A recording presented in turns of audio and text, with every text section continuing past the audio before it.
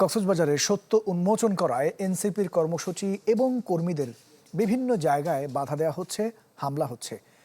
কিন্তু কোনো বাধায় তারুণ্যের শক্তিকে থামানো যাবে না।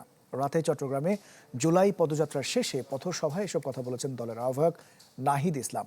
সভায় পুরনো রাজনৈতিক সংস্কৃতি ভেঙে চাঁদাবাজ এবং সন্ত্রাসী রাজনীতির কবর রচনার ঘোষণা দিয়েছেন দলটির অন্য নেতারা।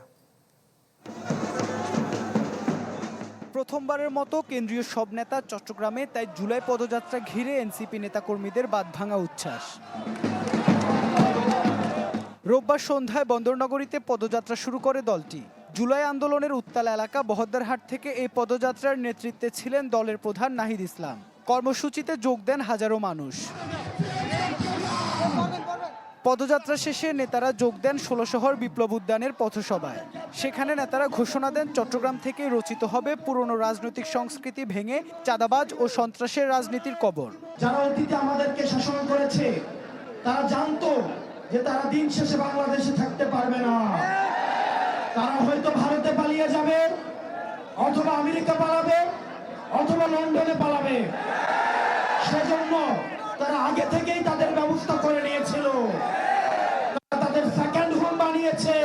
১০,০০০ টাকার প্রজেক্ট কোন ফাঁকে ৫০,০০০ হয়ে যায়, বাংলাদেশের মানুষ তার জবাব চায়। বাংলাদেশের মানুষ মর্যাদা নিয়ে নাগরিক সেবা প্রাপ্ত হবে। এই নতুন বাংলাদেশ আমরা বিনির্মাণ করতে চাই। সভায় নাহিদ ইসলাম অভিযোগ করেন, কক্সবাজারে নাসির পাটোয়ারি সত্য উন্মোচন করায় বিভিন্ন জায়গায় বাধা দেওয়া হচ্ছে, কিন্তু কোনো বাধাই থামানো যাবে না তারুণ্যের শক্তিকে। সেই সত্য উন্মোচন করার জন্য বিভিন্ন জায়গায় আমাদেরকে বাধা দেওয়া হচ্ছে। আমরা আজও বলতে চাই, বাধা দিয়ে জাতীয় নাগরিক পার্টি তারুণ্যের শক্তি, চট্টগ্রামের শক্তিকে থামানো যাবে না। এই সময় চট্টগ্রামকে ঘিরে এনসিপির ভবিষ্যৎ ভাবনার কথাও বলেন নাহিদ ইসলাম। নানান বড় শক্তি চট্টগ্রামের দিকে চোখ তুলে তাকাচ্ছে। আমরা হুঁশিয়ার করতে চাই, চট্টগ্রাম বাংলাদেশের জাতীয় নিরাপত্তার অংশ। চট্টগ্রাম বাংলাদেশের সার্বভৌমত্বের ভিত্তি। চট্টগ্রামকে যদি চট্টগ্রামের দিকে কেউ চোখ তুলে তাকায়, সমগ্র বাংলাদেশ একসাথে বিদ্রোহ ঘোষণা করবে। এর আগে দুপুরে দলটি পদযাত্রা করে পাহাড়ি শহর রাঙামাটিতে। সেখানে শিল্পকলা থেকে শুরু হয়ে পদযাত্রা যায় বনরূপা বাজারে। পরে পথসভায় পাহাড়ে ঐক্যের ডাক দেন নাহিদ ইসলাম।